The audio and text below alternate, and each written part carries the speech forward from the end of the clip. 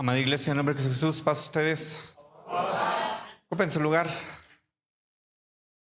Este es el horario más complicado, ¿verdad? Por eso nuestro pastor siempre se avienta este torote. Principalmente porque ya venimos llenos y tenemos sueño, ¿verdad? Y algunos de ustedes se sentarán y dirán sí a todo, entonces no tienen excusa delante de Dios. Aún los dormidos, cuando lleguen aquel día, dirán, pero si dijiste sí alguna vez, pero solo estaban cabeceando, ¿verdad? Entonces vamos a continuar. Hace algunos sábados iniciamos una serie que tiene que ver con la cristología, con la persona de Jesús. Y en la exposición pasada veíamos dos temas muy importantes, principalmente Cristo existe ¿desde cuándo, amados hermanos? Desde el principio de todo, ¿verdad? Si el ciclo lo queremos entender, porque la eternidad no tiene un principio y tampoco tendrá un final.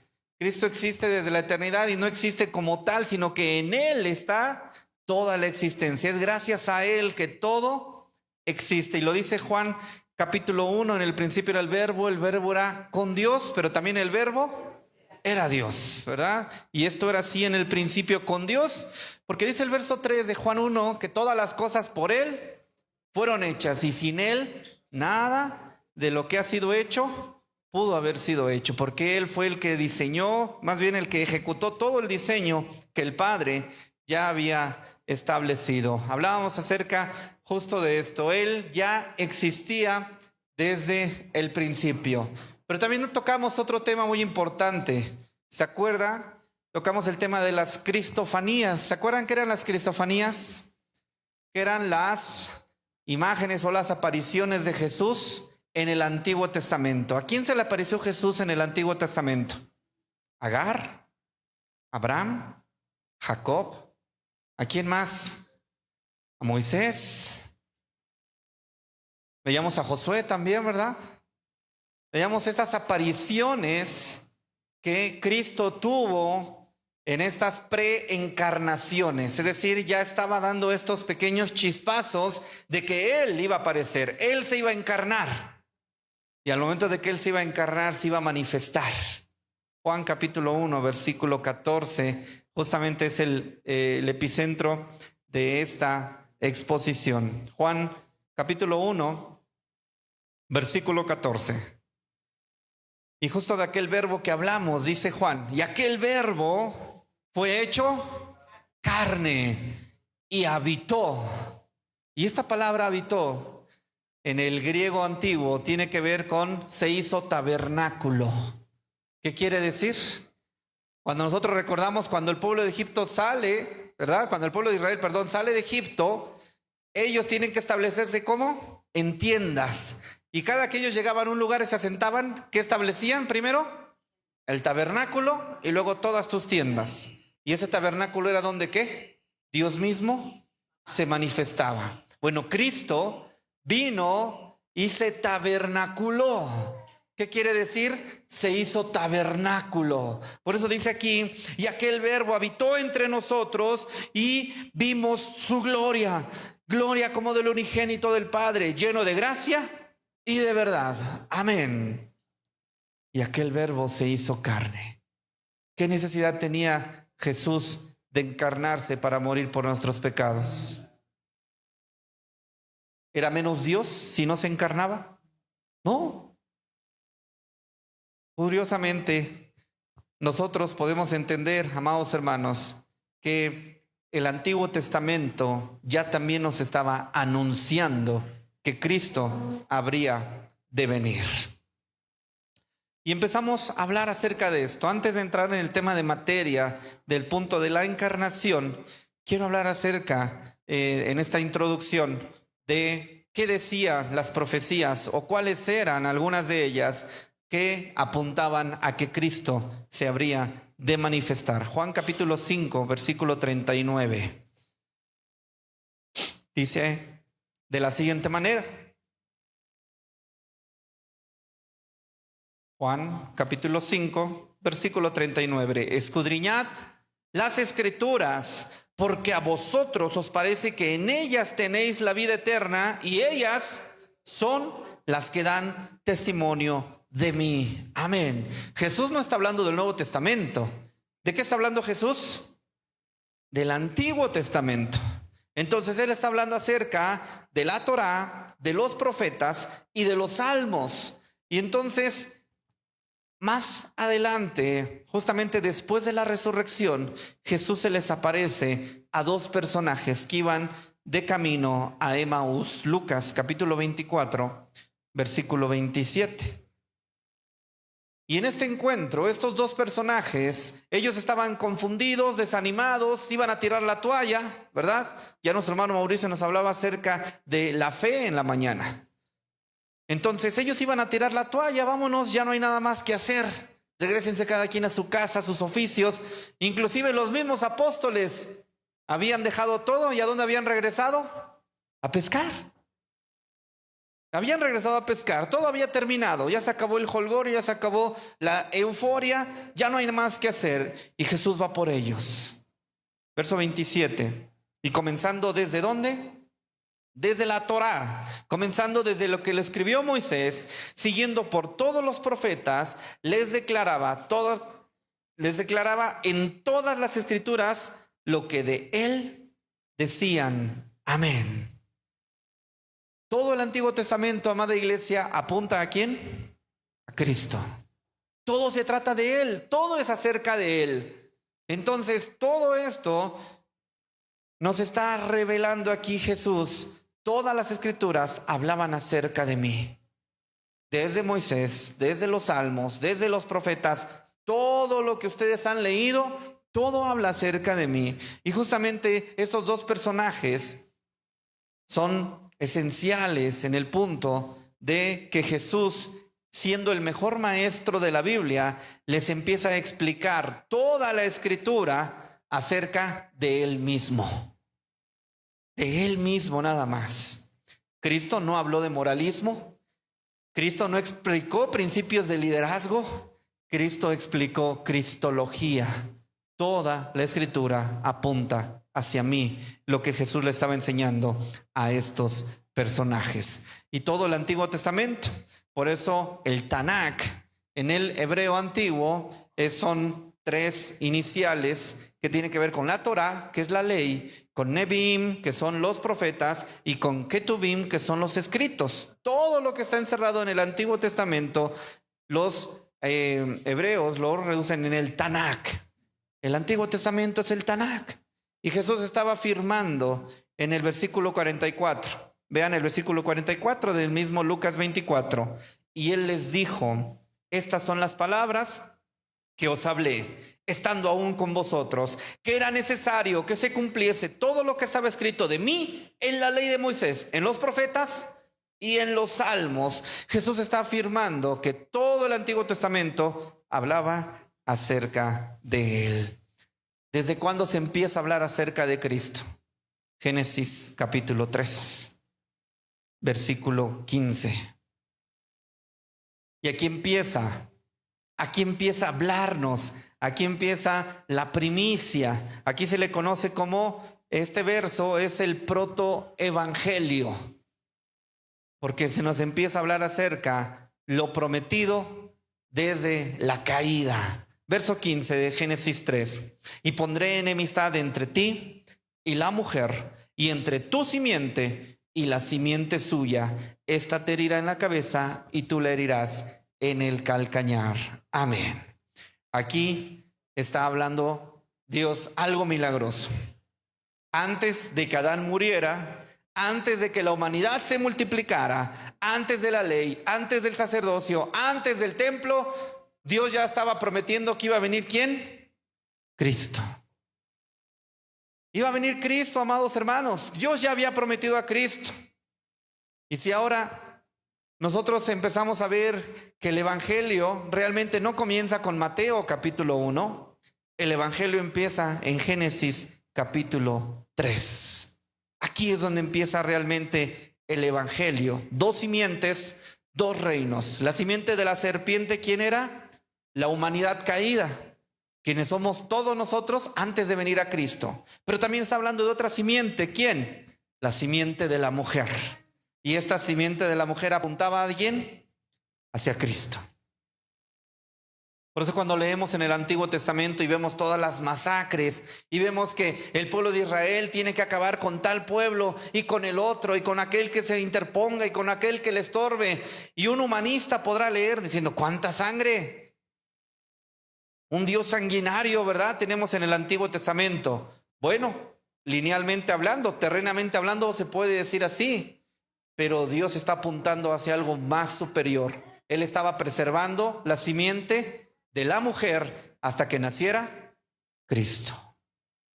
Entonces, la cruz, amados hermanos, realmente para la humanidad parece una derrota. Ver a un Cristo crucificado con un taparrabos ahí lleno de sangre pareciera una derrota.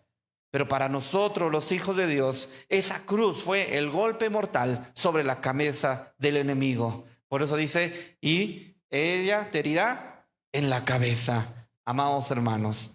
Ahora, más adelante en este mismo libro, capítulo 49, Génesis 49, en el versículo 10, Dios está dando las promesas y las profecías para sus hijos.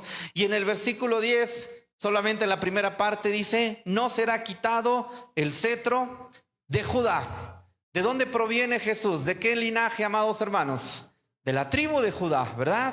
Entonces, antes de que existiera David, antes de que existiera un trono en Jerusalén, Dios ya había determinado que el rey vendría de la tribu de Judá.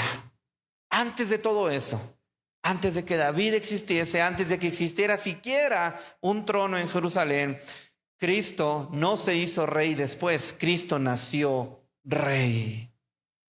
Él es el rey de todos los que creemos en él. Él fue rey de los judíos. ¿O acaso no fue así como lo nombraron encima de su cabeza? ¿No? Cristo es el rey de los judíos. Bueno, más adelante, en Deuteronomio capítulo 18, se anuncia que se levantará un profeta que será superior a Moisés. Si usted no lo sabía, Moisés es catalogado el más grande profeta de todos los tiempos. Eso creen los judíos, respetable, ¿verdad? Nosotros creemos que hay alguien superior a Moisés. Versículo 15: profeta de en medio de ti, de tus hermanos, como yo, te levantará Jehová tu Dios. ¿A él qué tendrás que hacer? A él tienes que oír, conforme a todo lo que pediste a Jehová tu Dios en Horeb, en el día de la asamblea. Entonces, se va a levantar un nuevo profeta, pero este profeta es superior a todos. Entonces, Moisés hablaba del Dios encarnado, y este era Cristo. Cristo es Dios hablando, amados hermanos. Y esto lo confirma Hebreos capítulo 1, versículos 1 y 2. Dios, habiendo hablado a nuestros padres en muchos tiempos, por muchas maneras, hoy nos ha hablado a través ¿de quién? Del Hijo. Todo se trata de Él, amados hermanos, todo se trata de Él. Ahora, el Mesías tenía que nacer de una virgen. Isaías capítulo 7. Isaías capítulo 7, versículo 14.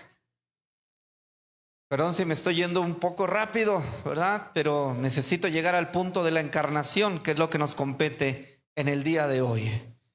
Isaías capítulo 7, versículo 14.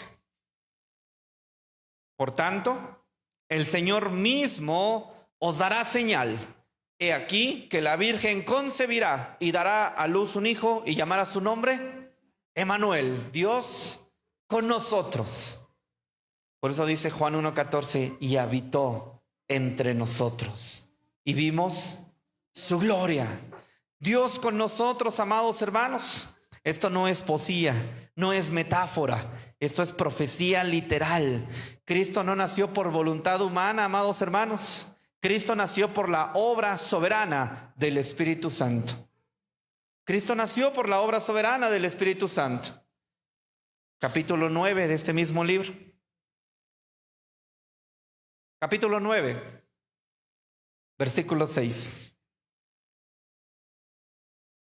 Porque un niño nos es nacido, hijo nos es dado, y el principado será sobre su hombro, y se llamará su nombre Admirable, Consejero, Dios fuerte, Padre eterno, Príncipe de paz. Amén. Este niño no era una criatura exaltada, porque es Dios. No es un ángel, no es un profeta sobrenatural. Él es Dios encarnado. Cristo es Dios encarnado, amados hermanos. Entonces, capítulo 52 al final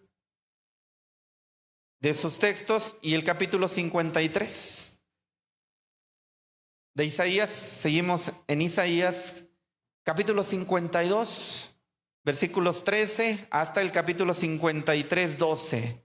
Aquí nos habla acerca del siervo sufriente. En todo este fragmento, amados hermanos, vemos su humillación, su sustitución, su expiación, su resurrección y su exaltación. Alguien dijo alguna vez: si alguien quemare todas las Biblias y solamente dejare este fragmento de Isaías 53, sería suficiente para poder convertir y para poder predicar el evangelio. Si alguien quemara todas las Biblias y quemara todos los fragmentos, pero solamente dejara esta parte, sería suficiente para poder continuar con la labor de la iglesia. Porque aquí habla acerca de su humillación, su sustitución, su expiación, su resurrección, pero también su exaltación. Entonces, Isaías 53 no puede ser el pueblo de Israel, como algunos han dicho alguna vez. Porque aquí solamente Cristo encaja perfectamente, amados hermanos. Porque bien lo dice aquí, Jehová cargó en él todos nuestros pecados. Jehová cargó en él tus pecados, mis pecados. Entonces, en este fragmento nace la doctrina gloriosa de la expiación sustitutiva. El justo por los injustos, el santo por los pecadores. Aquel que no merecía morir por aquellos que merecíamos la muerte. Inclusive los salmos hablaban acerca de Cristo. Muchos salmos hablan acerca de él, pero el que manifiesta o encierra toda la obra de Jesucristo es el Salmo capítulo 22. No lo vamos a leer en su totalidad, solamente quiero darte la explicación de este salmo de una manera corta. El Salmo 22 habla acerca de toda la vida de Cristo. Versículos 1 y 2 nos hablan acerca de su crucifixión. Versículos 3 al 5 nos hablan acerca de la preexistencia. Versículos 6 al 8 nos hablan de su rechazo. 9 al 11 de su encarnación. Del 12 al 18 de su muerte. Del 22 al 26 de su resurrección. Y del 27 al 31 de su reino universal.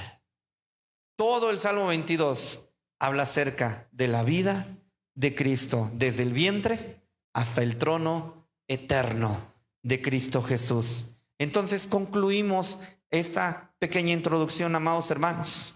La Biblia no se trata de ti, la Biblia se trata de Cristo. La Biblia se trata todo de Él. ¿Por qué? Porque Cristo es el tema de Génesis, es la promesa de la ley, es la esperanza de los profetas, es el canto de los salmos, es el cumplimiento del evangelio y es el rey que ha de venir. Entonces, si tú lees la Biblia y no ves a Cristo, no la estás leyendo correctamente, porque todo habla acerca de Él. Entonces, no basta con conocer las profecías, amados hermanos, tenemos que venir a Cristo. Tenemos que venir a Cristo. Así como hubo un camino a Emaús, y a veces estos dos personajes que iban camino a Emaús estaban desilusionados, confundidos, no sabían qué hacer, iban a desertar. Esa historia nos enseña que Cristo camina junto a nosotros y nos dice, toda la Escritura habla acerca de mí. Juan 1:14. Entramos en materia en el tema de la encarnación de Cristo.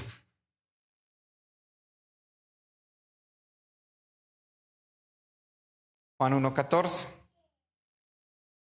Y aquel verbo fue hecho carne. Hasta ahí. Y aquel verbo fue hecho carne. ¿Cuál verbo? El verbo que dice el versículo 1. En el principio era el verbo era con Dios, pero también el verbo era Dios. Y déjame decirte, amados hermanos, ese verbo que creó todo el universo. ¿Alguna vez has puesto a ver los documentales científicos y serios de cuán grande es el universo? No le han encontrado un final. Posiblemente algún día lo encuentren, ¿verdad? Tal vez esta generación no nos toque verlo. Tal vez algún día encuentren los litorales del universo. Pero déjame decirte que han encontrado estrellas más grandes, y me refiero a nuestro sol, más grandes que el mismo sol. Miles de veces más grandes que nuestro mismo sol. Una de los soles más grandes que han encontrado, decían, necesitaríamos juntar como 10,000 planetas Tierra siquiera para tapar completamente a este sol. Han hecho cálculos inimaginables, y déjame decirte, en esto macro, en esto que Dios hizo en el universo, aquel que lo hizo es aquel que murió por ti. Ahora dejemos un poco lo macro, vayamos a lo micro. Recientemente la ciencia, no tiene 100 años que la ciencia empezó a descubrir que no solamente somos hechos de materia, sino que nuestra materia está constituida por partículas muy pequeñas. Algunos llegaron a los átomos y dijeron, ya el átomo es lo más pequeño. Y no, y se encontraron que dentro de eso había cosas más pequeñas. Protones, neutrones, neutrinos y quién sabe cuántas cosas más. Bueno, aún en lo micro, déjame decirte que aquel creador que diseñó todo es el mismo creador que dio su vida por ti y por mí. ¿No le das gracias a Dios por ello? Que el creador de todo el universo, todo aquello que el ser humano se afana de poder buscar allá afuera y de tratar de entender todo lo que ocurre en el universo, es el mismo que hoy te puede llamar hermano. Es el mismo que aboga por ti en este instante. Y es el mismo que está abogando por ti delante del trono de la gracia y diciendo, todos sus pecados yo ya los pagué. Aquel que la ciencia no logra descifrar, aquel que la filosofía no logra poder confrontar, aquel que nosotros podemos llamar Dios. En el 2015, R.C. Sproul, uno de los teólogos más respetados de la última era, le preguntaban y le decían a él, señor Sproul, ¿cuál es de los problemas que más empezará a sufrir la iglesia? Y bueno, dice, y no empezará, ya lo está sufriendo. Uno de los problemas más grandes es la persona de Jesús. En primera, porque va a ser atacado, va a ser desestimado. En segunda, porque va a haber gente que va a la iglesia y que no lo conoce, no sabe quién es Jesús. Ahora yo te hago la pregunta, ¿conoces a Jesús? ¿Conoces quién es Jesús? ¿O solamente venimos aquí como si esto fuera un amuleto de la suerte? Vengo yo a cumplir para que me vaya bien. Vengo yo a cumplir para que Él me bendiga. Vengo yo a cumplir simple y sencillamente por tradición. Entonces mi pregunta, amados hermanos, es, ¿conoces a Cristo? ¿Lo conoces? ¿Conoces realmente quién es Él? ¿O solo has escuchado hablar de Él? Alguien nos desafiaba y nos decía, la pregunta no es tanto lo conoces, la pregunta va a ser en aquel día, ¿Él te conoce? Porque en aquel día, dice la Escritura, nos dirá, apartaos de mí, nunca los conocí. Entonces, amada iglesia de Villada, ¿Cristo te conoce? Es una pregunta retórica que usted puede responderse. Entonces, en esta urgencia de estudiar cristología, que es esa rama de la teología que estudia la persona y la obra de Cristo, ya lo decíamos en la vez pasada, esto se divide en 3 grandes secciones: el Cristo preencarnado, el Cristo encarnado y el Cristo glorificado. Entonces, ¿qué es la encarnación, amados hermanos? La encarnación es el milagro central de la historia redentora. La encarnación de Jesucristo es uno de los eventos más gloriosos, más profundos y más misteriosos de toda la historia humana. Filipenses capítulo 2. Vamos a estar yendo entre muchas citas, amados hermanos. Si ve que a algún hermano se le dificulta, acérquese con él para ayudarle. o preste atención. Filipenses capítulo 2, versículos 6 al 8. El cual, siendo en forma de Dios, no estimó el ser igual a Dios como cosa que aferrarse, sino que se despojó a sí mismo, tomando forma de siervo, hecho semejante a los hombres, y estando en la condición de hombre, ¿qué hizo? Se humilló a sí mismo, haciéndose obediente hasta la muerte y muerte de cruz. Amén. ¿Qué podemos sacar de este texto, amados hermanos? En primera, Cristo no estaba obligado a venir. Nada lo obligaba. Venir a morir por una bola de pecadores, necios, tercos, como ovejas, ¿verdad? Porque así son las ovejas, necias, tercas, obtusas. Cristo no estaba obligado a venir. Él no necesitaba humillarse. ¿Cómo puede ser que el Rey del universo, el creador de todo lo que nosotros podemos llamar una realidad, viniera a humillarse, a respirar el mismo polvo que nosotros? Y aparte de todo eso, Cristo no ganaba nada para sí. Tú haces algo para obtener un favor, ¿verdad? Tú haces algo para obtener algo para ti, algo que te satisfaga. Tú trabajas porque obtienes un sueldo, a menos de que seas monja, ¿verdad? Tú trabajas por algo. Tú haces alguna actividad esperando algo recíproco. Cristo no ganaba nada para sí. Y aún así, amados hermanos, descendió por amor. ¿Para qué? Para salvar a pecadores rebeldes como tú y como yo. Cristo vino para salvar a pecadores rebeldes. Entonces, Cristo era necesario que se encarnase. ¿Por qué? Porque sin encarnación no hay salvación, no hay perdón, no hay regeneración, no hay justificación, no hay santificación y no habrá glorificación.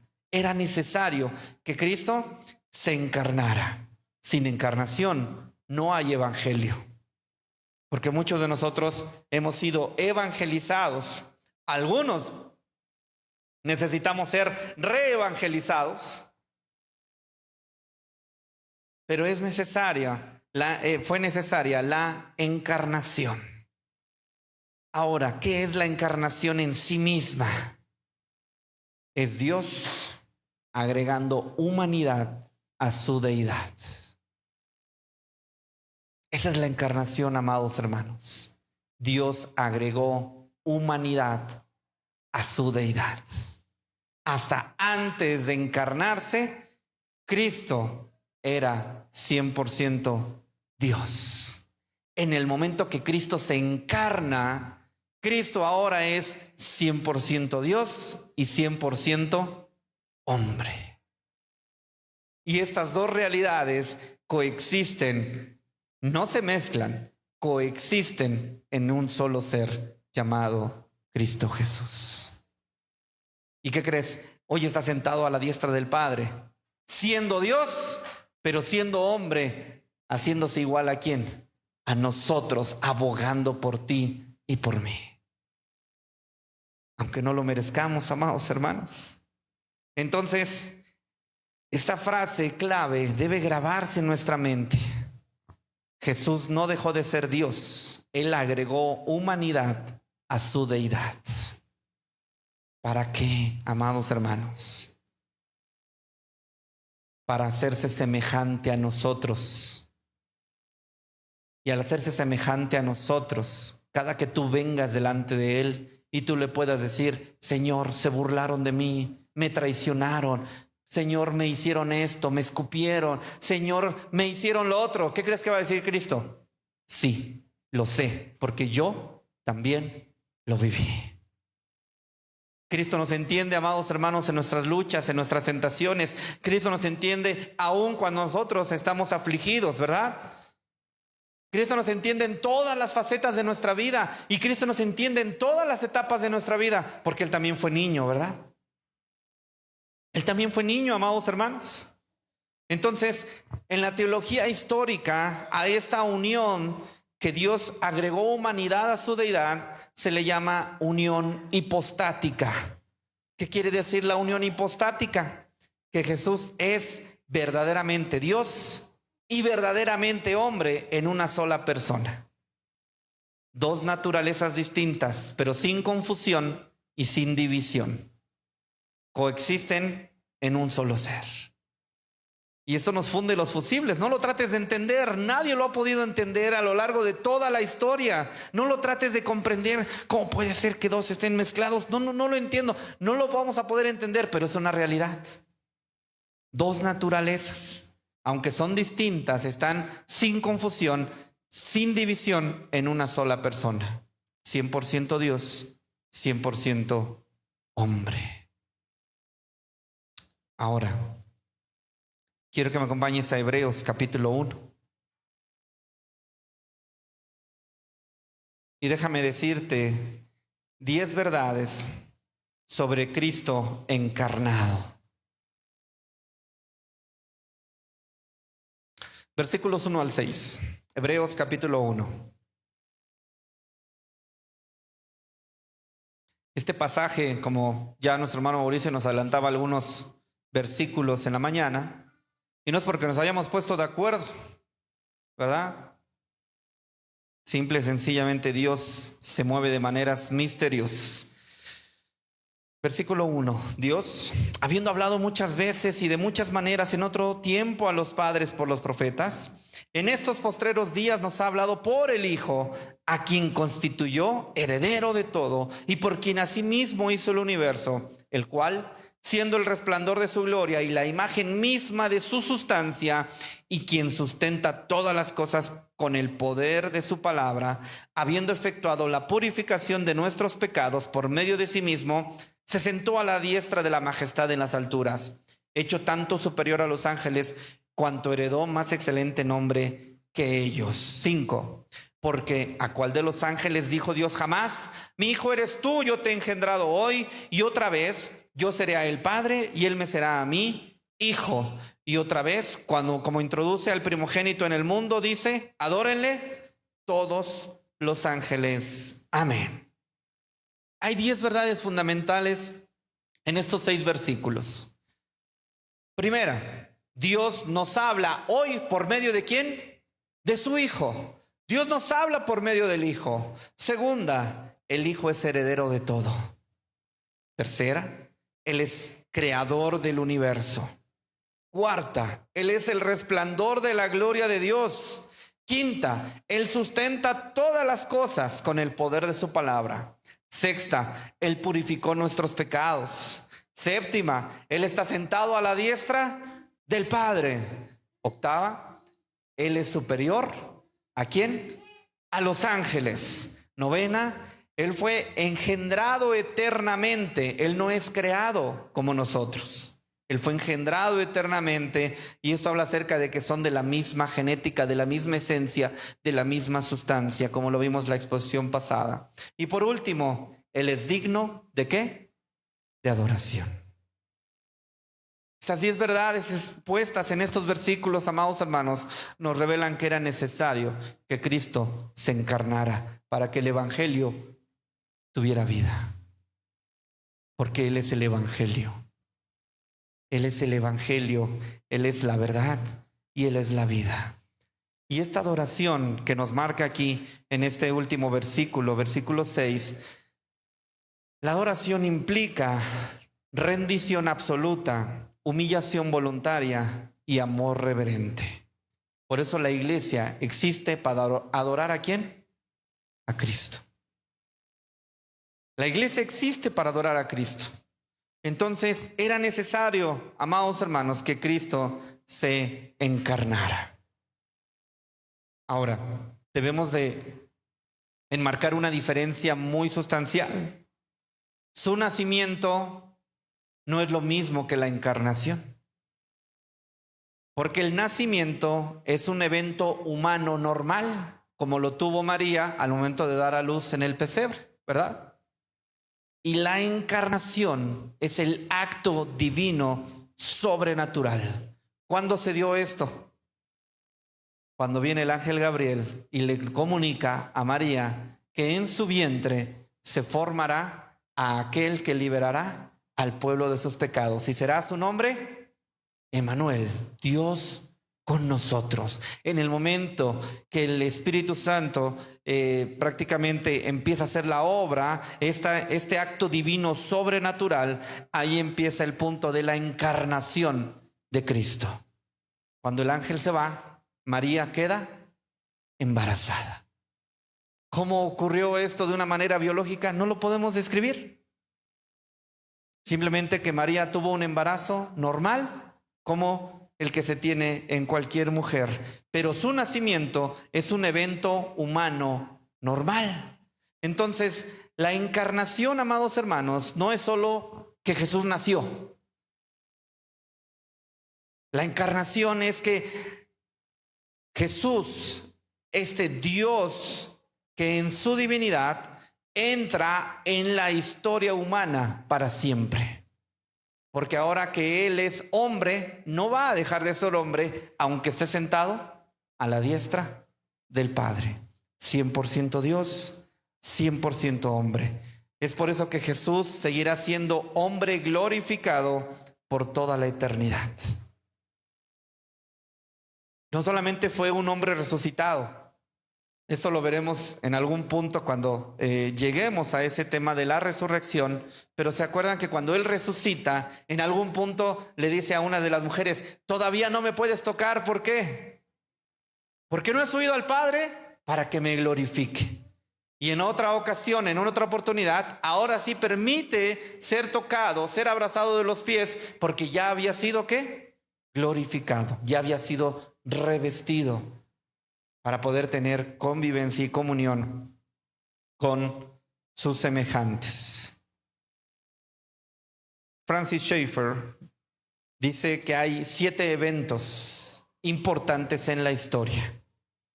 Y él los enumera de esta manera: la creación de los ángeles, la creación del universo material, la encarnación de Cristo, la muerte del Cristo encarnado, la resurrección del Cristo encarnado, el retorno glorioso de Cristo y los nuevos cielos y la nueva tierra ahora bajo su gobierno. Entonces, la historia, amados hermanos, gira alrededor de Cristo, no alrededor de los imperios, no alrededor de los políticos, no alrededor de los poderosos, no alrededor inclusive de los pobres. La historia gira alrededor ¿de quién? De Cristo. De Cristo, amados hermanos. Entonces, hay algunas teorías que dicen, bueno, ¿cómo ocurrió la encarnación? Hay 3 falsas posibilidades. Una de ellas es una posesión de un hombre existente, pero esto no es posible en el caso de Cristo. Otra es una aparición espontánea como adulto, como lo creen algunas otras doctrinas. Otras dicen que nació de un padre y de una madre humanos, que quiere decir que José, ¿no?, es su padre biológico, su padre natural, pero esto no es así. La Biblia nos dice otra cosa: Él nació de una mujer humana. ¿Por qué de una mujer y por qué no del hombre? ¿Por qué curiosamente en Génesis 3:15 nos dice que la simiente de la mujer? ¿Tú sabías que esta expresión biológicamente posiblemente no es correcta, porque la simiente se transmite a través de la semilla de quién? Del varón. Entonces, nació de una mujer humana, pero fue concebido ¿por quién? Por el Espíritu Santo, sin un padre humano, para que no existiera una naturaleza pecaminosa. Y esto, si Dios nos permite, estaremos viéndolo en la siguiente exposición. ¿Por qué Jesús no podía pecar? No nos da el tiempo de verlo en este día, pero sí es importante dejarlo claro. ¿Por qué Jesús no podía pecar? Y justamente tiene que ver con este tema de la encarnación. Y aunque Él no pudiera pecar, esto no inhibe y tampoco minimiza la intensidad de sus tentaciones. Porque dice la Escritura que fue el tentado en todo, pero sin pecado. Al punto de que sus tentaciones, al punto de que su estrés en el huerto del Getsemaní, decía el escritor que sus gotas de sudor estaban mezcladas ¿con qué? Con sangre. Era un nivel de estrés tan poderoso, tan imponente, que solamente Él pudo soportarlo, porque ninguno de nosotros podía soportarlo. Por eso dice en Mateo capítulo 1, versículo 20, lo que en ella es engendrado del Espíritu Santo fue concebido por el Espíritu Santo. Entonces, es el Espíritu Santo, amados hermanos, el que engendró la humanidad de Cristo de una forma santa y de una forma perfecta. Por eso el hombre, el ser humano, no podía tener partida, porque todos los seres humanos que hemos nacido de una madre, todos nacemos bajo pecado. Por eso el salmista decía, en maldad he sido concebido y en maldad me tuvo mi madre. ¿Por qué? Porque a través de la semilla, a través de la simiente, se transfiere el pecado. Todos los que parten matriz nacen bajo pecado. Entonces, Él es engendrado, no es creado. Y esto ya lo vimos la vez pasada. Entonces, cuando Él le dice, mi hijo eres tú, yo te he engendrado hoy, esto no se está refiriendo ni a María, como lo dicen los católicos, ni al inicio de la existencia del Hijo. Él está hablando acerca de una relación eterna entre el Padre y el Hijo. ¿Por qué? Porque el Hijo procede eternamente del Padre. Es igual en esencia, en gloria, en poder.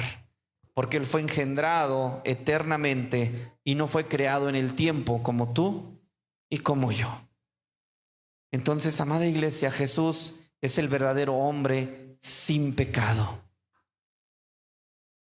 Cristo tuvo cuerpo humano, tuvo alma humana, tuvo un espíritu humano, pero una naturaleza divina. Algunos, como los testigos de Jehová o inclusive los mormones, creen que Jesús no es Dios. Muchas cosas loables podemos resaltar de algunas de estas religiones, ¿verdad?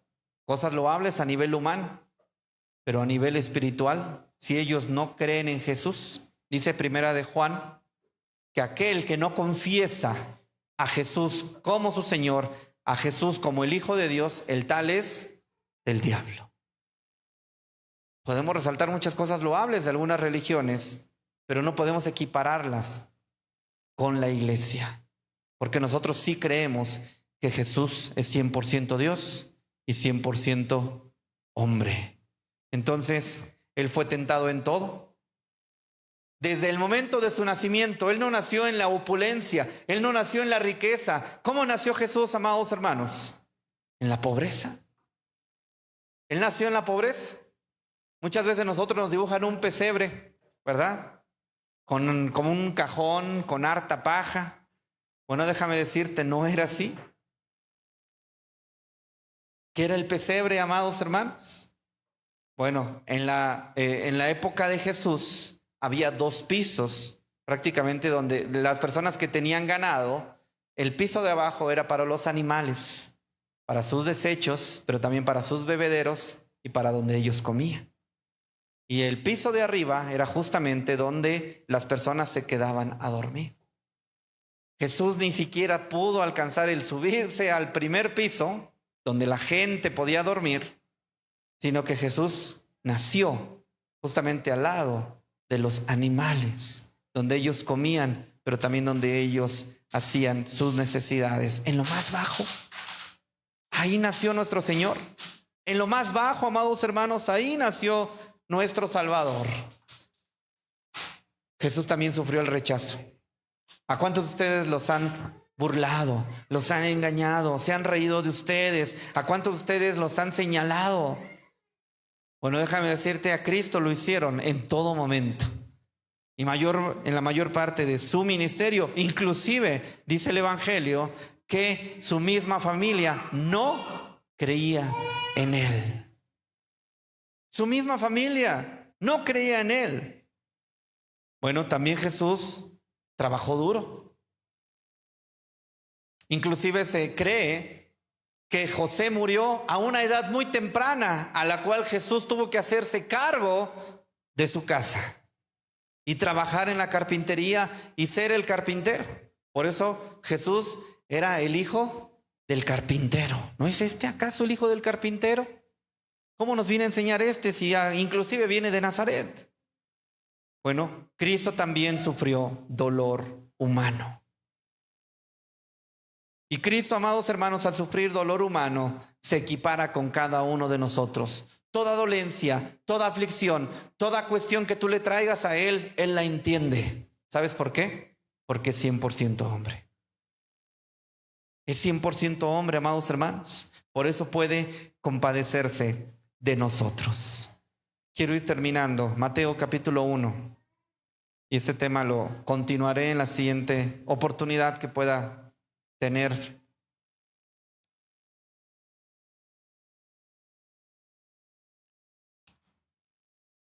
Quiero que pongas atención en esto, porque justamente es de las pocas veces que se repite. Mateo capítulo 1, versículo 1. Y en las primeras partes dice así: libro de la genealogía ¿de quién? Quédate ahí. ¿Por qué Mateo le llama Jesucristo y no Jesús? Ve al capítulo 2, versículo 1. ¿Qué dice el capítulo 2, versículo 1? ¿Y cuándo qué? Jesús nació en Belén. ¿Por qué ya no le llama Jesucristo? Bueno, Jesucristo encierra la unión hipostática, 100% Dios, 100% hombre. Jesús está revelándonos su naturaleza humana y Cristo está revelándonos su naturaleza divina. Más adelante en el mismo Evangelio de Mateo, cuando le pregunta a los discípulos: ¿qué dicen los de allá afuera que soy? No, pues eres Elías, otros que eres en Juan el Bautista. Y les pregunta a ellos: bueno, ¿y ustedes quién dicen que soy? Y se levanta Pedro y le dice: tú eres el Cristo, el Hijo del Dios viviente. Cristo se refiere a su naturaleza divina. Y Jesús se refiere a su naturaleza humana. Porque más adelante tú seguirás leyendo todos los evangelios y muy pocas veces se va a mencionar esto. Hay algunas veces que el apóstol Pablo lo tomará y mencionará a Cristo. Y cuando el apóstol Pablo toma y menciona a Cristo, está hablando y resaltando su naturaleza divina. Pero cuando se habla acerca de él como Jesús, está resaltando su naturaleza humana. ¿Y aprendimos algo nuevo hoy, amados hermanos? Bueno, Lucas capítulo 2 y Mateo capítulo 1 es el cumplimiento profético de lo que ya vimos. Isaías 7:14, tenía que nacer de una virgen, tenía que ser descendiente de David. Según Miqueas 5:2, tenía que nacer en Belén y tenía que ser humillado desde el pesebre. Entonces, amados hermanos, era necesario que Cristo se encarnara. Era sumamente necesario. Primera de Timoteo, capítulo 2, versículo 5. Primera de Timoteo, capítulo 2, versículo 5. ¿Qué dice aquí? Hay un solo Dios y un solo mediador entre Dios y los hombres. ¿Cómo le llama Pablo aquí? Jesucristo hombre, porque habla acerca de las dos personas. Bueno, más bien de la misma persona en sus dos realidades. Dios y hombre. ¿Ya lo vimos? Cuando habla acerca de Cristo, está hablando solamente de su parte divina, y cuando habla acerca de Jesús, solamente de su parte humana. Pero cuando se juntan estas dos, Jesucristo está hablando acerca de las dos partes, su parte divina y su parte humana. Entonces, amados hermanos, era necesario que Él se presentara como Dios, porque como Dios puede representarnos delante del Padre y como hombre puede representarnos ante Dios. ¿Sí se entiende esto, amados hermanos? Por eso se le llama mediador. Reitero y lo repito, como Dios nos representa ante el Padre, y como hombre nos representa ante Dios. Sé que es el mismo, pero el Padre es aquel que se acerca. El Padre es el que corre la mayor distancia, como en la parábola del hijo pródigo. El Padre es aquel que va tras de ti. El Padre es aquel que fue tras de ti y te rescató y te trajo al redil y lavó tus heridas y ahora te llama hijo. Y como hombre puede representarnos ante Dios. ¿Por qué? Porque Dios exigía un castigo por el pecado del ser humano. ¿Y quién pagó eso? Cristo, el hombre. Cristo, el hombre. Entonces, amados hermanos, nosotros debemos de tener mucho cuidado con lo que a veces se nos enseña acerca de Jesús. Solamente quiero mencionar esto rápido. Hay 4 herejías acerca de la persona de Jesús. Una de ellas es el docetismo, que quiere decir que Cristo no tuvo un cuerpo real. Otra de ellas es el arrianismo, que quiere decir Cristo no es Dios, como lo creen los testigos y los mormones. Otra de ellas es el nestorianismo, que quiere decir 2 personas. Esta herejía enseña que son 2 personas distintas, porque en su mente no cabe, porque tratan de encajarlo, tratan de explicarlo, pero no es así, ¿no? Es una sola persona en estas 2 partes, que es 100% Dios y 100% hombre. Y la última, el último error doctrinal es el eutiquianismo de Eutico, que decía que las naturalezas estaban mezcladas, y no es así. Entonces, amados hermanos, predicar acerca de la encarnación es proteger a la iglesia. Predicar acerca de Jesús es reavivar el evangelio en cada uno de nosotros, saber a quién servimos, saber cada uno de nosotros quién es nuestro Dios, quién está con nosotros. Quiero terminar leyendo. Le pidieron a un reverendo, esto ya lo he leído en algunas otras ocasiones, pero es pertinente para este tema. Quien no lo ha escuchado, bueno, enhorabuena. Pero le pidieron a un reverendo en Estados Unidos y le dijeron: reverendo, por favor, denos una breve descripción acerca de Jesús. Y él dijo lo siguiente, póngame atención y terminamos. Mi rey nació rey. La Biblia dice que mi rey es un rey de 7 vías. Es el rey de los judíos, es un rey racial. Es el rey de Israel, un rey nacional. Es el rey de justicia, es el rey de las edades. Es el rey del cielo, es el rey de la gloria. Es el rey de reyes y el señor de señores. Ahora, ¿ese es mi rey? Bueno, me pregunto, ¿lo conoces? ¿Lo conoces? No intentes engañarme. ¿Conoces a mi rey?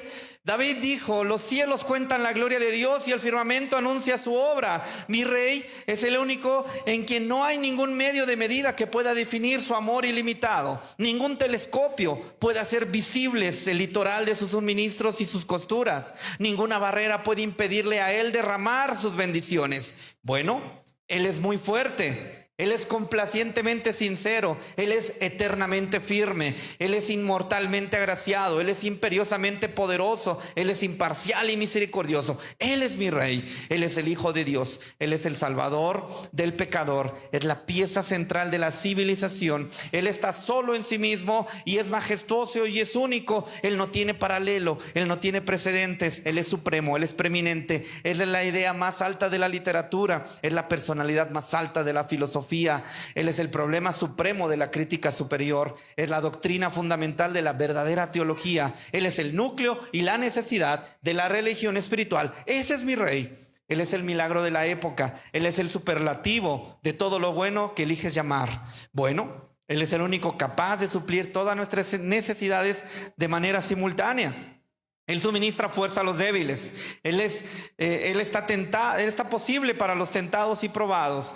Él simpatiza y salva. Él es nuestro guarda y Él es nuestro guía. Él sana a los enfermos, Él limpia a los leprosos, Él perdona a los pecadores, Él quita la culpa a los deudores, Él liberta a los cautivos, Él defiende a los débiles, Él bendice a los jóvenes, Él sirve a los desafortunados, Él considera a los ancianos, Él considera y premia a los diligentes, Él embellece a los mansos. Pregunto, ¿lo conoces? Bien, mi rey es la clave del conocimiento, Él es la fuente de la sabiduría, Él es la puerta de la liberación, Él es el camino de la paz, es el camino de la justicia, el camino de la santidad, el portal de la gloria, el amo de los poderosos, el capitán de los conquistadores, el jefe de los héroes, el líder de los legisladores, el vencedor de los vencedores, el gobernador de los gobernadores, el príncipe de los príncipes, el rey de reyes y el señor de señores. Ese es mi rey, sí, ese es mi rey, porque mi rey, su oficio es múltiple, su promesa es segura, su vida es incomparable, su bondad es ilimitada, su misericordia es eterna, su amor no cambia, su palabra es suficiente, su gracia es suficiente, su reinado es justo, su yugo es fácil y ligera su carga. Bueno, ojalá pudiera describirlo, pero Él es indescriptible. Sí, es indescriptible. Él es incomprensible, Él es invencible, pero también Él es irresistible. He venido a decirles que el cielo de los cielos no puede contenerlo, y mucho menos que un hombre pueda explicarlo. No puedes sacarlo de tu mente y no puedes sacarlo de tu mano. No puedes vivirlo a Él y no puedes vivir sin Él. Los fariseos no podían soportarlo, pero descubrieron que no podían detenerlo. Pilato no pudo encontrar ninguna falta en Él. Los testigos no podían ponerse de acuerdo en sus testimonios para que estuvieran de acuerdo. Herodes no podía matarlo, la muerte no podía manejarlo y la tumba no podía sostenerlo. Ese es mi rey. Sí, siempre lo ha sido y siempre lo será. Y estoy hablando de que Él no tiene antecesor y no tendrá sucesor. No habla, nadie hay delante de Él ni habrá después de Él, y no tiene sucesor. No puedes impugnarlo porque Él no va a renunciar. Ese es mi rey, grande es el Señor, ese es mi rey, porque tuyo es el reino, el poder y la gloria. Sí, tuyo es el reino, el poder y la gloria por todos los siglos de los siglos. ¿Cuánto tiempo es eso? Bueno, es siempre y para siempre, siempre y para siempre. Y cuando termines con todas las eternidades, entonces diremos amén. Amada iglesia, ese es nuestro rey. Un rey que vino a encarnarse. Un rey que vino a dar su vida por nosotros. Un rey que era necesario que se encarnara y que hoy te está llamando a que lo conozcas más, a que lo conozcas mejor, a que realmente lo conozcas. Y si no estás enamorado, no estás enamorada de Él, empieza a hacerlo. Porque de Él se trata todo. De Él se trata todo. Y cuando lleguemos a la eternidad, de Él seguirá tratándose todo. Paz a ustedes.